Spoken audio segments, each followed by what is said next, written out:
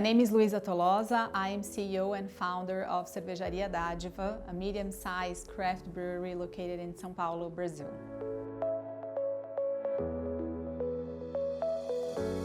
My main concern when I started Dádiva was to build a long-term purpose company and a solid business that would create a healthy environment and an equal one for men and women to work. When I began to build the company, I didn't really know the Brazilian craft beer market, which I should have.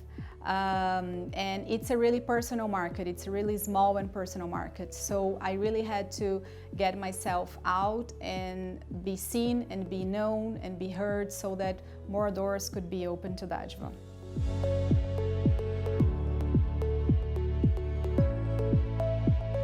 As a woman in the beer market, I faced some comments which I had not been exposed to before.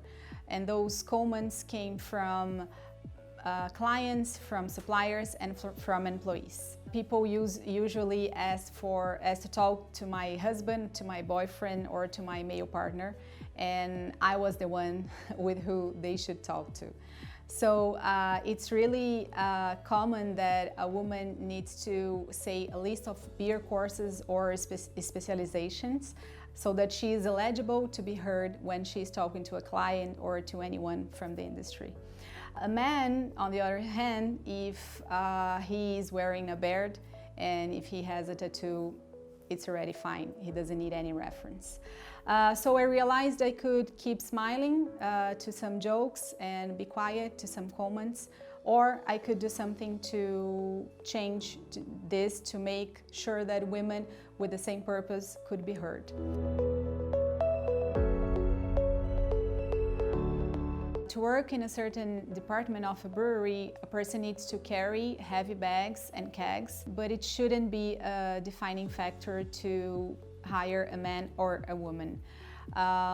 We must remember that women carry on their heavy babies and it's not an issue, right? Well, although this behavior represents a structural issue from the society, it's really important that companies take a role to solve it or to minimize it at least. In 2016, we implemented hiring policies at the company so that we would make sure to have 50-50 gender equality at the company. We were able to achieve this goal in 2018. So in order to make sure that this would happen, we would ask for all women candidates to a post to have an interview. So that was really effective, and also the women, even if they were not hired, they would still feel that they were considered, and this would make them more positive about keep pursuing her goals in the beer market. The unexpected results of our initiative was that we understood that our internal perspective should be externalized in order to boosting a conversation between the market and to really talk about these gender issues. In 2016, we launched a beer, a barley wine with 10.5% alcohol with women from the industry. So all women created the recipe, we made their label, we created the entire concept so that we could release a very strong beer and to start talking about it in the market. It's really important to mention that there's no beer for women, so any woman should drink whatever she wants. Following the same idea, in 2020, we launched a beer which aimed to talk about the freedom of choice of drinking. So a woman should be able to sit at a bar alone or together with someone. She should be able to ask for a light lager or a strong beer and not be judged because of these decisions. And so we talked about it. We made this collab with 8 women, and it was a very nice. We really enjoyed the result of this collaboration, it was a double IPA, and we called this beer "She Drinks, She Chooses."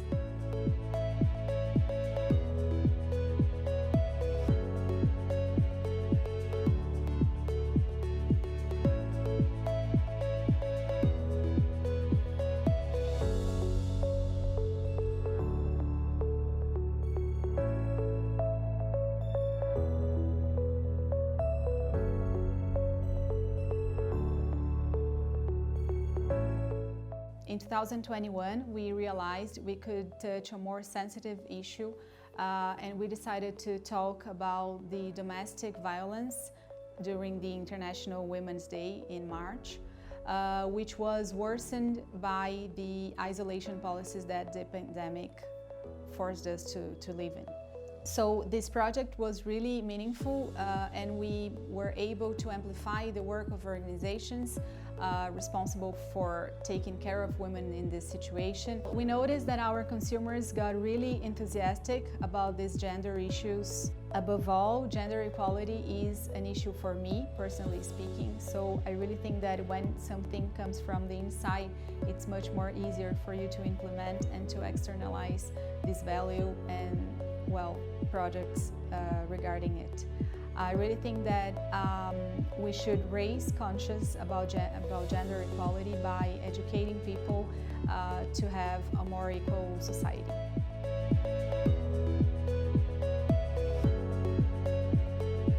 A brewery generates organic waste, which is not really difficult to properly relocate. But we also use a lot of plastic because of the kind of kegs that we use at the brewery. These plastic kegs are still one of the only solutions that we have till now to send the beers far away. What we've implemented was a reverse logistics initiative in partnership with our clients. So we get back all these plastic kegs and then we send them to plastic cooperatives so that they have a proper, they're properly disposed.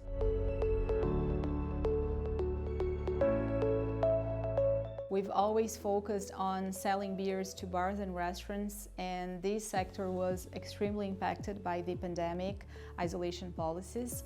So we had to diversify, and we started to attend retailers and also to expand exportations.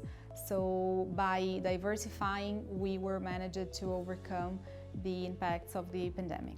In terms of gender equality policies, we didn't have any change at Dádiva. However, we had to be much more flexible with our employees so that they could stay with their children during the pandemic isolation because schools were closed.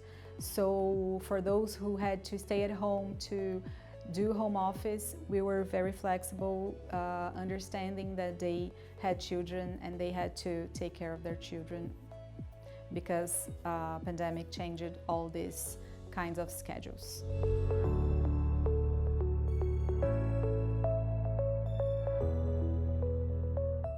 I don't think we have to have two personas in life. I really think that the same person you are at home, you should be at work. And if it doesn't happen, it's extremely exhausting. And I think that that's the business of the future. It means that people and companies are gonna be, they will have the same values, and it's gonna be much more helpful, easier, and happy for all of them to work with.